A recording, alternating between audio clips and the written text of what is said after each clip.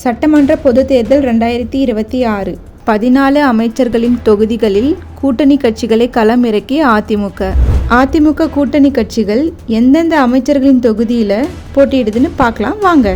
திருச்சி மேற்கு தொகுதி KN நேருவை எதிர்த்து அமமுக போட்டி. குன்னம் தொகுதியில் SS சிவசங்கரை எதிர்த்து IJK போட்டியிடுகிறது. திருச்செந்தூர் தொகுதி அனிதா ராதாகிருஷ்ணனை எதிர்த்து பாஜக போட்டியிடுகிறது. சேலம் வடக்கு தொகுதி R ராஜேந்திரனை எதிர்த்து பாமக போட்டி. ராணிப்பேட்டை தொகுதி R காந்தியை எதிர்த்து தமாக போட்டி. சைதாப்பேட்டை தொகுதி மா சுப்பிரமணியனை எதிர்த்து அமமுக போட்டி.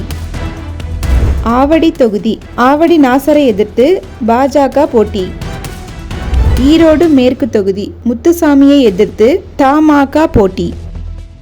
பத்மநாபபுரம் தொகுதி மனோ தங்கராஜை எதிர்த்து பாஜக போட்டி. ராசிபுரம் தொகுதி மதிவேந்தனை எதிர்த்து பாஜக போட்டி. திருவண்ணாமலை தொகுதி ஏவா வேலுவை எதிர்த்து பாஜக போட்டி. மன்னார்குடி தொகுதி TRP ராஜாவை எதிர்த்து அமமுக போட்டி. ஒட்டன்சத்திரம் தொகுதி சக்கரபாணியை எதிர்த்து தமாக போட்டி.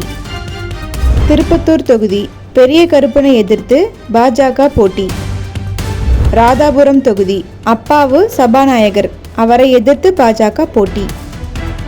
சபாநாயகர் மற்றும் 14 அமைச்சர்களின் தொகுதிகளில் கூட்டணி கட்சிகளை அதிமுக களமிறக்கியது ஏன்?